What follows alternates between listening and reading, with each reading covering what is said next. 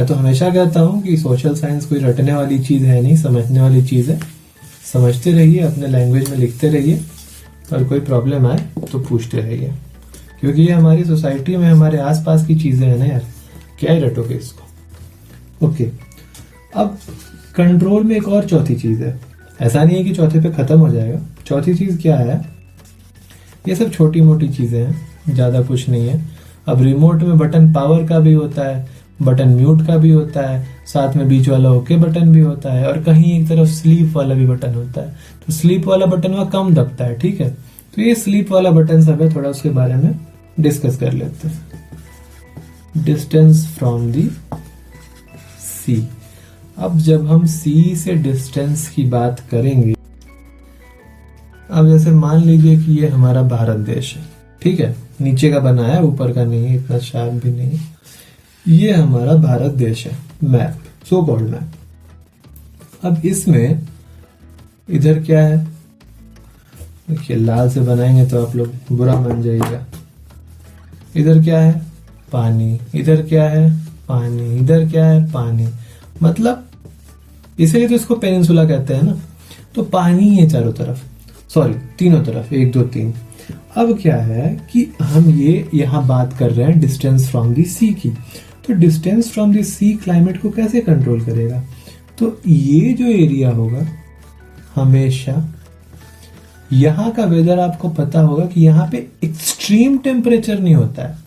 मतलब हॉटेस्ट कभी भी टेम्परेचर साल का इन एरियाज में रिकॉर्ड नहीं किया जा सकता है, जो भी कोस्टल एरियाज होते हैं, क्योंकि ये सी के पास होते हैं। कि अब यहाँ तो एक्सट्रीम वेदर होगा नहीं, तो एक्सट्रीम वेदर होगा कहाँ? यहाँ मेन लैंड में। तो मेन लैंड में हमेशा क्या होता है? Extreme weather. मध्य प्रदेश, राजस्थान, गुजरात, इधर का जो, चलिए गुजरात तो मान भी लिए, मध्य प्रदेश, राजस्थान, इन सब जो एरिया है, बिहार वार, बहुत भयंकर गर्मी पड़ती है इधर। तो अब जो पांचवी चीज हमें समझनी है वो है ओशन करंट्स। अब ये ओशन करंट्स होता क्या है?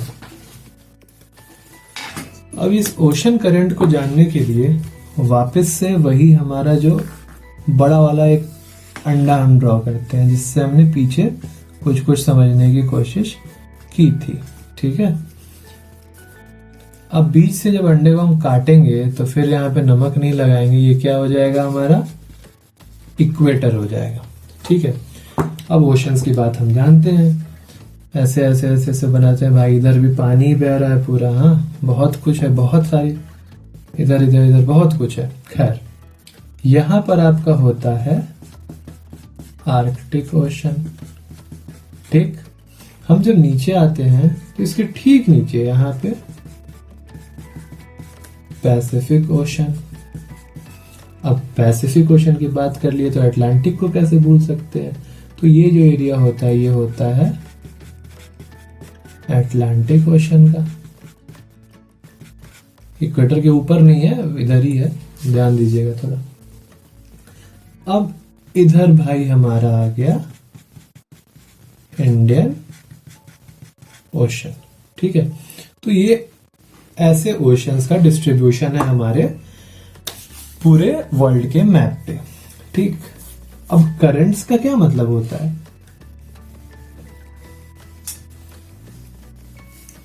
अब ये ओशन करंट जो होते हैं, ये ओशन करंट होते हैं 2 टाइप्स के, ठीक। एक होता है वार्म और दूसरा होता है कोल्ड।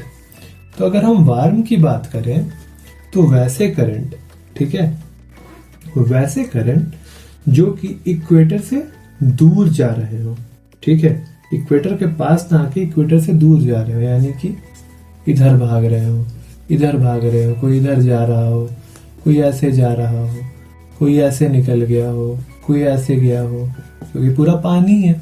तो वैसे करंट जो इक्वेटर से दूर जा रहे हो, पोल्स की तरफ या कहीं भी, इक्वेटर से बस दूर जाने चाहिए। तो इक्वेटर से दूर जाने वाले जितने भी करंट्स होते हैं पोल्स की तरफ, पोल्स ही मानिए, नहीं तो कहिएगा सर गलत पढ़ा रहे हो। तो जो भी करंट्स इक्वेटर से पोल की तरफ जाते हैं उन्हें हम क्या कहते हैं? Warm currents. वार्म करंट क्या होते हैं, ध्यान रखिएगा, इक्वेटर टू पोल। हाँ, अब हम बात करते हैं कोल्ड करंट की। तो कोल्ड करंट कौन होंगे, सिंपल है बताना यहाँ पे। तो कोल्ड करंट वही होंगे जो कि कहीं से आ रहे हों इक्वेटर की तरफ, घूम फिर के आ जाएं, ऐसे आ जाएं, यहाँ से आ जाएं, ऐसे आ जाएं, सीधा आ जाएं, इधर से घूम के आ जाएं। तो वो जो भी इक्वेटर की तरफ आए जो करंट्स, उन्हें हम क्या कहेंगे, कोल्ड करंट्स। ठीक है ना। तो कोल्ड करंट्स कौन होते हैं, जो कि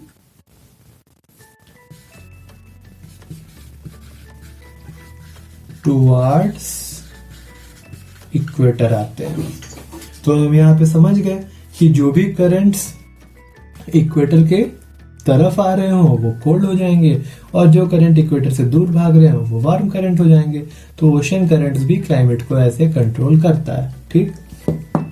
अब छठा और आखिरी जो है जिसके बारे में हमें बात करनी है वो होता है रिलीफ फीचर्स।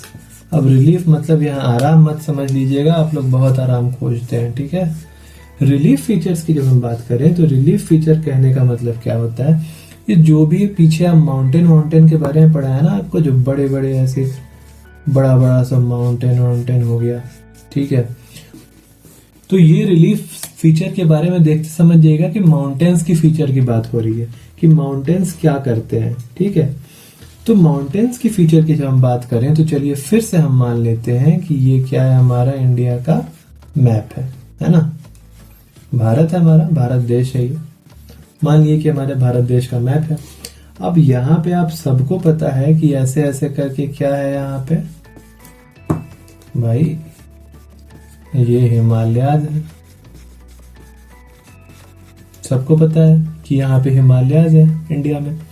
अब क्या करते हैं कि हिमालय में क्या होता है कि ये जो माउंटेन्स होते हैं ना, ये जो भी माउंटेन है, हिमालय जो माउंटेन है, ये रिलीफ फीचर्स के बारे में हम बात कर रहे हैं। ध्यान रखिएगा, एक एक वर्ड को बहुत ध्यान से सुनिएगा। मैं यहाँ पे जो चीजें बताने जा रहा हूँ बहुत इंपॉर्टेंट चीजें हैं। तो ये हिमालय का काम क्या होता है, इसको थोड़ा मिटाना पड़ेगा यहाँ से। ये है हिमालय। तो हिमालय का काम क्या होता है कि जो भी ठंडी ठंडी हवाएं इधर सेंट्रल एशिया और मंगोल के साइड से, जो भी ये आपके मंगोल और सेंट्रल एशिया के साइड से ठंडी ठंडी हवाएं आती हैं, उसको ये भाई साहब यहाँ पे क्या कर देते हैं, ब्लॉक कर देते हैं। तो ये हिमालय ये ठंडी हवाओं को ब्लॉक कर देता है। ये ठंडी, ये क्या है, ये एरोस क्या है, ये है कोल्ड वेव्स। कहाँ के कोल्ड वेव्स,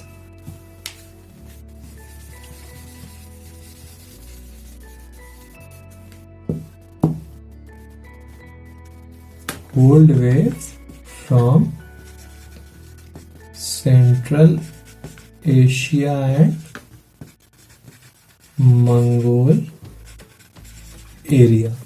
तो ये जो हिमालय है ये क्या करता है, इन कोल्ड वेव्स को रोक लेता है, अंदर इधर आने ही नहीं देता है इंडिया मेनलैंड पे। ठीक है। तो रिलीफ का बात मतलब, रिलीफ फीचर्स की बात मतलब हम माउंटेन की फीचर की बात कर रहे हैं। तो पहला फीचर हमने क्या देख लिया कि ये हिमालय जो है ये स्टॉप करता है, रोक लेता है किन चीजों को, कोल्ड वेव्स को, जो कहाँ से आ रहे हैं, सेंट्रल एशिया और मंगोल एरिया से। चलिए पहली चीज हो गई। अब हम बात करते हैं, अब ये रोक लेता है मतलब ये कैसे काम करता है, बैरियर के बारे में, बैरियर के जैसे काम करता है। तो कोई आपसे पूछे कि इस रिलीफ फीचर के बारे में कुछ बताइए तो क्या कहेंगे आप, कहना कि भाई साहब देखिए ऐसा है कि ये जो भी हमारा ये हिमालय है ये बस एक्ट्स एज बैरियर। क्योंकि इंग्लिश में बोलने पे ज्यादा लोग इंग्लिश में सुनना चाहते हैं ना कि function of relief features, what are the relief feature.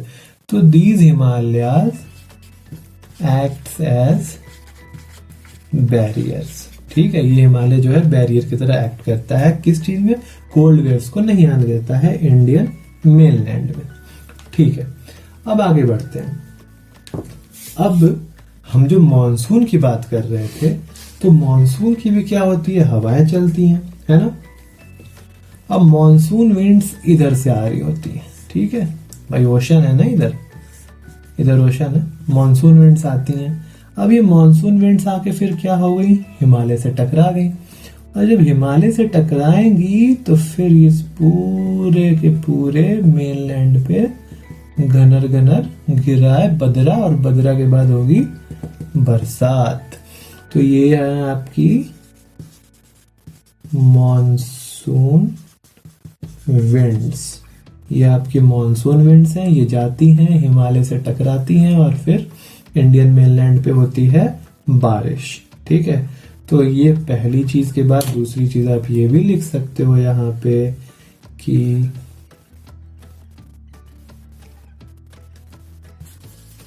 Leeds to rainfall. तो ये रिलीफ फीचर्स क्लाइमेट को कैसे कंट्रोल करता है?